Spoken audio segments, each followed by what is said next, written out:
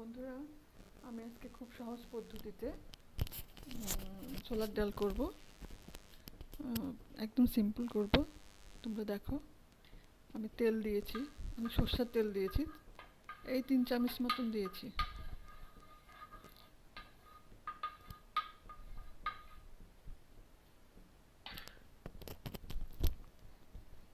তো এবার এই দেখো, 5 ফোড়ন, 2টো শুকনো লঙ্কা আর একটা তেজপাতা চিড়ে নিয়েছি, এটা আমি দিয়ে দেবো ফোড়নে।